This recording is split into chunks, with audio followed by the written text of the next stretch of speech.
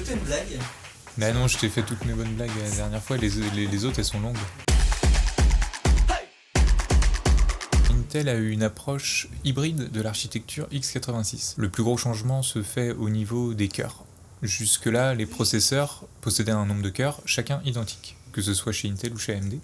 Pour la 12e génération Alder Lake, on va avoir deux types de corps différents, les performance core, qui vont être plutôt pour les tâches gourmandes en ressources, et les efficient core, qui vont être destinés aux tâches de fond un peu plus sur la basse consommation. La 12e génération de processeurs Intel va également apporter le support de la norme PCIe 5.0 ainsi que le support de la mémoire DDR5 jusqu'à 4800 MHz en natif.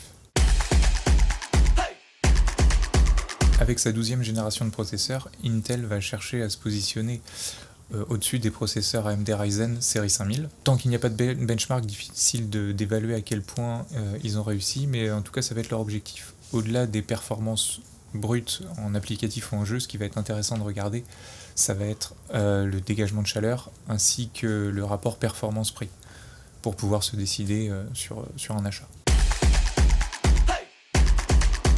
Si vous cherchez à rester sur une configuration autour de la DDR4, le passage à la 12e génération peut valoir le coup. En revanche, si vous cherchez à immédiatement être sur de la DDR5, peut-être attendre les premiers benchmarks, voir un petit peu comment se comportent les configurations Intel 12e génération et DDR5 en jeu.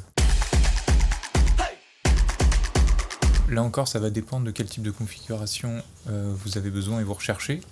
Si on est sur une configuration qui reste sur de la DDR4, là on va pouvoir être sur un profil gaming sans problème.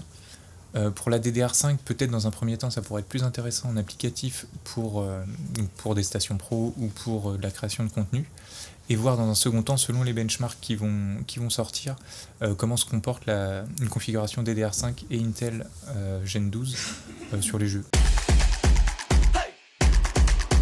C'est difficile de mesurer ce qu'ils veulent aller chercher avec ces processeurs. L'idéal, c'est de balayer, je pense, au plus large, c'est-à-dire à la fois les gamers et à la fois les créateurs de contenu vidéo, etc.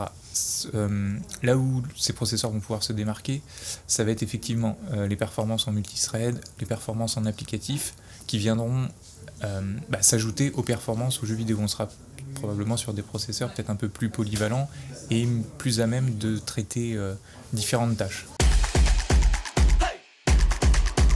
Pour le moment, le regard d'expert, il n'est pas du côté client, il est du côté distributeur. Ce que je vois, c'est que c'est un changement pas tant d'architecture comme ça, mais une nouveauté comme les processeurs 12e gen comme ça, amène des changements sur toute une galaxie d'autres composants qui sont liés à une configuration PC. Et c'est, avec les problèmes de disponibilité actuels, c'est ça qui est le challenge, entre guillemets, c'est de réussir à rassembler tous ces composants, tous ces nouveaux composants en même temps. Mais oui, l'intérêt, c'est d'essayer d'avoir tout à disponibilité pour que le client puisse faire sa machine avec la carte mère qui va bien, le processeur compatible, le refroidissement et la RAM. Gros point d'interrogation, on peut supposer qu'Intel, pour la 13e génération, cherchera à produire des processeurs en 7 nanomètres, ce qui n'est pas encore le cas pour cette 12e génération.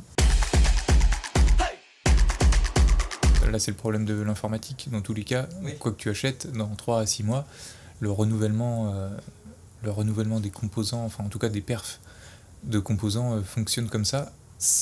Une nouvelle génération ne rend pas obsolète la génération précédente. Elle est souvent effectivement meilleure, alors que ce soit en termes de performance brute et ou d'efficacité énergétique. Mais une nouvelle architecture ne rend pas obsolète une autre.